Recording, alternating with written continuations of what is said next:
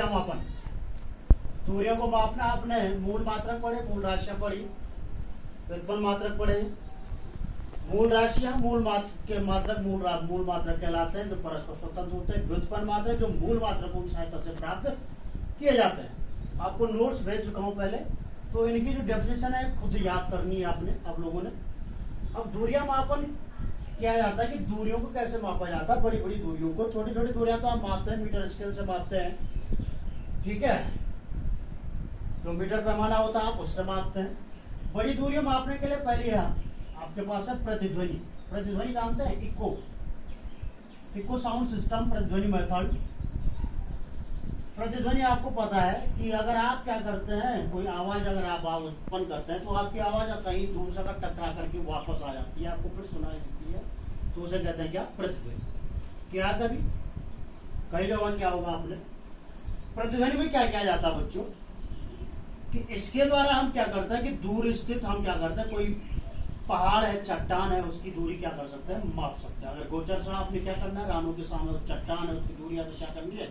मापनी है। तो उसके लिए क्या करते हैं कि हम क्या करेंगे, बंदूक से गोली चलाएंगे। बंदूक से गोली चलाएंगे तो पहाड़ी से टकराएंगे। पहाड़ी से क्या होगी? टकराएंगे।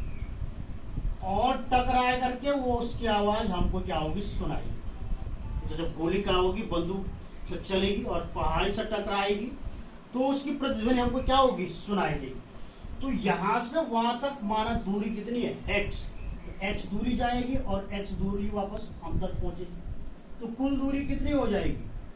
कुल दूरी हो जाएगी कितनी? 2x। x चला और x वापस आई। चाल माना जो बंदूक की गोली की चाल है वो कितनी है? v है। तो चूंकि आप जानते हैं दूरी बराबर क्या होता है, दूरी बराबर क्या होता है? चाल गुणा गए समय होता है। दूरी बराबर चाल गुणा गए समय। दूरी कितनी है? 2x होता है ऐसा। चाल कितनी है? v into T. तो x बराबर क्या हो जाएगा? v into T upon 2। ये प्रतिध्वनि मेथड में सूत्र हो जाएगा। कैसे दूरी निकालेंगे? x equal v into T upon 2। v क्या है? चाल, ध्वनि की चाल, मतलब जो गोली चली बंदूक की उसकी चाल। टी क्या है? समय। और 2 से क्या कर लेंगे? डिवाइड कर लेंगे। दूसरा मेथड है आपका लेजर। लेजर विधि। लेजर सुना है? सुना है। लेजर लाइट तो आप देखते हैं, गोचर मेले में बहुत सारे लेजर लाइट घूमते हैं। आप लाइट एम्पलीट्यूड,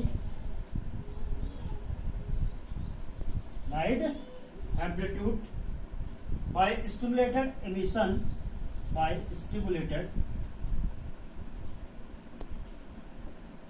emission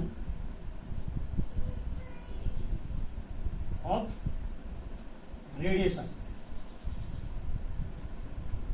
विकिरण के उद्दीपित उत्सर्जन द्वारा, विकिरण के उद्दीपित उत्सर्जन द्वारा प्रकाश का प्रवर्धन, light amplification. Light amplification, amplitude नहीं है, लाइट एम्प्लीफिकेशन। एम्प्लीफिकेशन प्रवर्धन, बढ़ाना, प्रकाश का प्रवर्धन, बढ़ाना। एम्प्लीफिकेशन का मतलब बढ़ाना। जैसे एम्पलीफायर, एम्पलीफायर इसी शब्द से बना है एम्प्लीफिकेशन। तो एम्प्लीफिकेशन का मतलब हो गया बड़ा। प्रकाश के उद्दीपित उत्सर्जन द्वारा विकिरण का, विकिरण के उद्दीपित उत्सर्जन द्वारा प्रकाश का प्रवर्धन, ठीक है। इसमें क्या होता है बेटा, प्रकाश जो लेजर लाइट होती है ऐसा ही होता है जैसा प्रतिध्वनि में। प्रतिध्वनि में हमने कहा कि बंदूक से गोली छोड़ी, वो सामने हमारे जो टारगेट है उससे टकरा करके वापस आती है। तो जब वो टकराएगी तो उसकी ध्वनि हम तक वापस आएगी। गोली वापस नहीं आएगी, मतलब उसकी ध्वनि वापस आएगी, इसलिए इसको क्या कहते हैं? प्रतिध्वनि। इसमें भी ऐसा होता है कि लेजर लाइट में क्या कहते हैं, पृथ्वी से और चंद्रमा तक की दूरी हम ज्ञात कर सकते हैं। लेजर जो लाइट होती है वो एक वर्णीय प्रकाश होता है, तीव्रगामी प्रकाश होता है। इससे अगर हम प्रकाश को कहां पहुंचा दें? चंद्रमा पर पहुंचा दें, तो यहां से और चंद्रमा की दूरी कितनी होगी? माना x है। कितनी दूरी है? x। तो x दूरी अगर जाएगी तो वहां से वो लाइट परावर्तित होकर कहां आएगी? वापस। तो कितनी दूरी वापस आई? 2x। तो ये भी उसी तरह होगा, 2x equal to c into टी। यहां पर v थी, v किसकी थी? गोली की चाल। यहाँ पर c है, c किसकी चाल है? प्रकाश की चाल। कितनी होती है प्रकाश की चाल? प्रकाश की चाल कितनी होती है, किसी को नहीं आता है, 3 × 10⁸ मीटर पर सेकेंड। तो x इक्वल टू हो जाएगा c × t/2। ये भी वही फॉर्मूला हुआ, लेकिन केवल अंतर कितना है, यहाँ पर प्रकाश की चाल आ जाएगी क्या, c। यहाँ पर हमारे पास किसकी है, गोली की चाल है, कितनी है, v। तो गोली की चाल हमको दी गई होगी कितनी है, प्रकाश की चाल हमको पता होगी 3 × 10⁸ मीटर पर सेकेंड होती है। ऐसा ही है अगला मेथड, रडार विधि। रडार आपने सुना है, कई बार सुना होगा आपने कि जहाजों पर लगे होते हैं, जहाज के साथ लगे होते हैं। रडार में भी क्या होता है, ऐसा ही फॉर्मूला यूज होगा, c × t/2। रडार में क्या होता है बच्चों, इसमें रडार के RADAR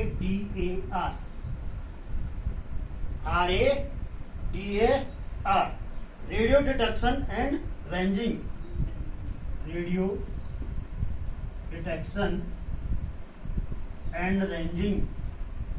मतलब रेडियो का मतलब हो गया रेडियो तरंगे, रेडियो का मतलब क्या हो गया, रेडियो तरंगे, रेडियो तरंगों का संसूचन और सर्वेक्षण, रेंजिंग का मतलब सर्वेक्षण, ठीक है। इसमें क्या किया जाता है, रडार विधि में क्या किया जाता है बच्चों, कि जो रडार तरंगे हैं, रडार स्टेशन है, स्टेशन से रेडियो तरंगों को क्या किया जाता है, प्रेषित किया जाता है।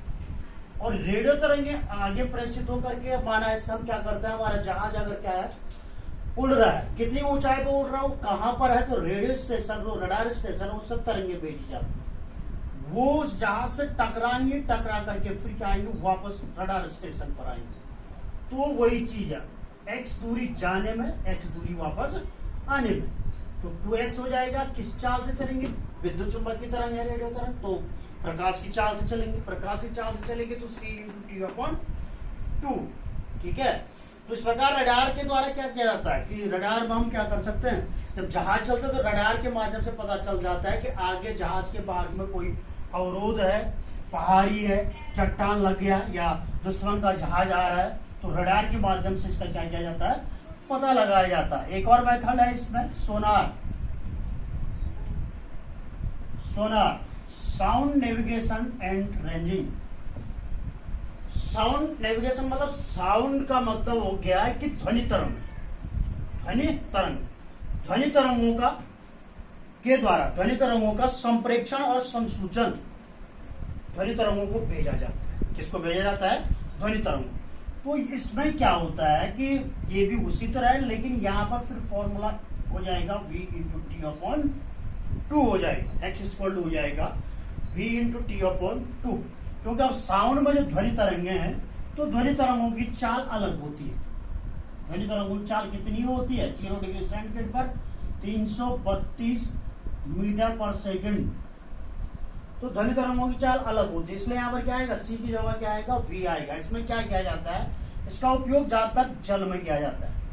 समुद्र में बहुत अधिक गहराई पर क्या होता है, अगर कोई चीज डूब गई है या कुछ छुपाई हुई है या मिल नहीं रही है अगर हमको बहुत गहराई पर, तो इसमें सोनार तरंगों को, साउंड तरंगों को सोनार स्टेशन से प्रेषित किया जाता है।